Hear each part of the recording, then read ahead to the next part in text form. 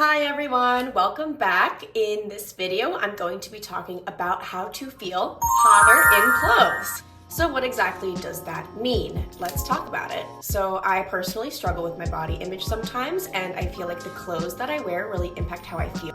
I don't know if this makes sense, but I feel like sometimes I'll be getting dressed and I feel like I look better without the clothes, but then I put the clothes on and something just gets thrown off, and I don't know if it's me or if it's the clothes. So I wanted to choose the title, How to Feel Hotter in Clothes, because I feel like there's some kind of approach that we can take sometimes that might need to be changed in order for us to feel better. I believe that our outside appearance really influences our inner perception of ourselves and is a tool that we can use to connect with and reflect our personal identity and to self-actualize. Since moving to South Korea, my personal style has evolved significantly, and with it, so has my perception of myself. I feel more beautiful than I've honestly ever felt in my life.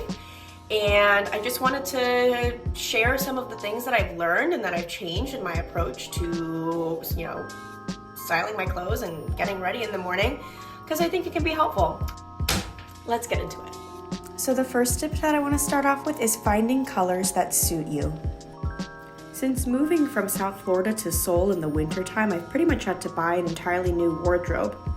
In doing so, I've been drawn to this particular color story of blues, whites, creamy beiges, little pops of yellow, burnt oranges, peachy colors, things like that. Before coming here, I really loved bright colors and I could definitely still pull them off, but these are the ones that I just feel so pretty in lately. Here in South Korea, seasonal color analysis has been a thing that a lot of people are doing, but I don't think that you have to spend money on that just to figure out what colors look good on you. If holding up different pieces of clothing to your face in the mirror doesn't really work to help you figure out what colors suit you best, maybe try paying attention to what clothing you're wearing on days when you get complimented the most. You could also try finding a picture of yourself that you absolutely love. Pay attention to the clothes that you're wearing in that picture. Then, next time you go shopping, just try on some clothes that are the same color as the ones that you were wearing in the picture. I think one reason why I've been adhering to a certain color scheme since moving here is because of the way that the stores are organized. Most of the stores I go to tend to be neatly organized by types of clothing, all in different colors. I know we have organized stores back home, but this is a stark contrast to somewhere like a Marshall's or a TJ Maxx. I highly suggest going to a more neatly organized store. This way you can see which colors and styles look best on you. You can then go look for similar pieces at a discount or thrift store. It might seem boring to have all your clothes be similar colors, but I actually really like it. It makes me feel like I have a little personal uniform, and I create variation with different textures and layering. I also pretty much only wear 2 pairs of shoes. In this video, you see my black Uniqlo loafers, and then you also see my beige and white Nike Air Maxes. I feel like the beige in my Air Maxes really ties in well with the other pieces in my wardrobe. Also, socks have become a really important accessory for me because I pretty much will absolutely get blisters if I don't wear them. And then I wanted to show off my staple jewelry. These gold hoops and necklace are pretty much what I wear every single day. It just makes it easier to just throw it on in the morning. Now, just because I said that it's good to have a color theme or color story, that does not mean that I'm saying get rid of all of your other colors. I still think this pink dress is banging. Kind of accidentally created a capsule wardrobe, and it's really just because I'm short and all of my other colors were on the top of my wardrobe, then I can't reach them. I still have this sweater that I brought over from the States that I absolutely love the color of when I bought it. There's nothing wrong with it, it just doesn't really speak to me anymore. It doesn't make me feel like who I am. And now for my next tip. When having a poor body image day, wear clothes that make you feel good at every stage of getting ready. And what I mean by that is these jeans, for example, look great when I have a full outfit together. But as I put them on and begin to build my outfit, I can see the way that they throw off the proportions of my waist. If I'm having a poor body image day, maybe I'm bloated, maybe I'm on my period, this might really hurt my confidence. I might feel like I'm the problem, but really it's the jeans not hugging my skin and also cutting my waist off at the snatched part. So to feel hotter on a more bloated day, I'm going to opt for jeans that are looser around the waistband. As you can see, they don't cut into anything, so I look skinny.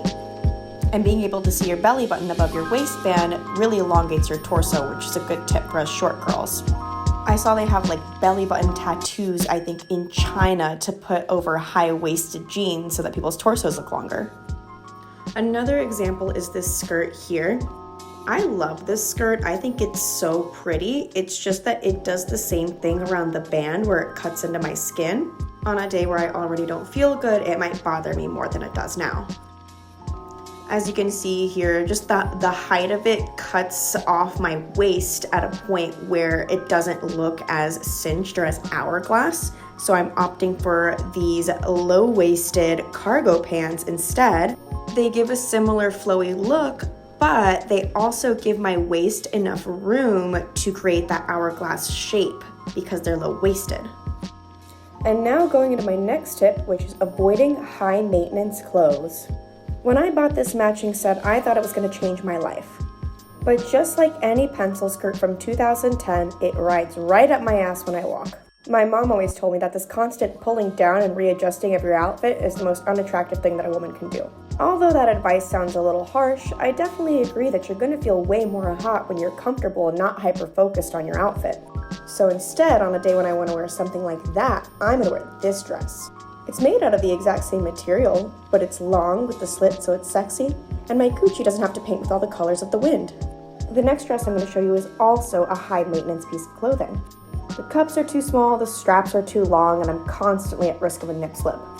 It'd be so much cuter if I wasn't constantly worrying about it tugging and readjusting. So now what I've been doing is layering under the dress. Even though I'm wearing more now, I do feel more hot because I'm more comfortable and the dress doesn't give me anxiety. Now my next style tip is not original, but it really works for me. It's the 2/3 rule, where 2 out of the following 3 things have to be done or look good. Either your hair, makeup, or clothes need to look good. I'm also going to add jewelry to this, making the 2/4 rule.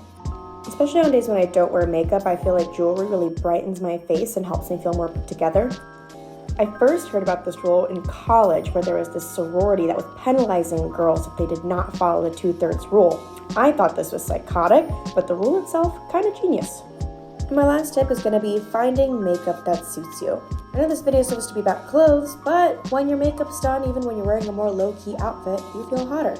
Since moving to South Korea, I found makeup that suits me a lot better than makeup that I would buy back home, and I wanted to share some of that with you. With my everyday makeup, I've started wearing more brown eyeliner, some Lily Bread, and also more brown mascara.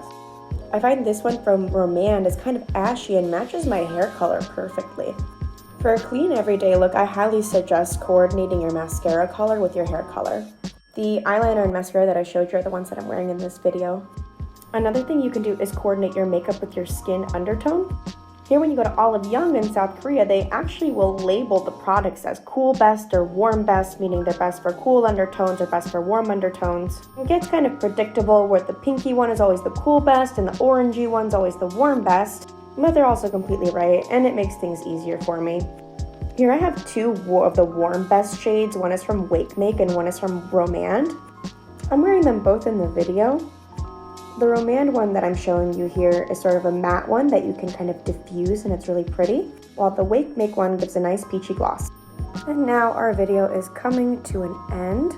Let's review our tips on how to feel hotter in clothes. Tip number 1 is to find colors that suit you. Tip number 2 is on days when you're not feeling your best, try to dress in clothes that make you feel hot at every stage of getting ready. Tip number 3, avoid high maintenance clothes. Tip number 4, make sure 2 out of the following 4 things are on or done. Choose 2 from hair, makeup, clothes, or jewelry. Thank you so much for making it to the end of this video. I worked really hard on it, so I hope that you liked it. If you want to see more videos like this, please like and subscribe and comment your favorite tip down below.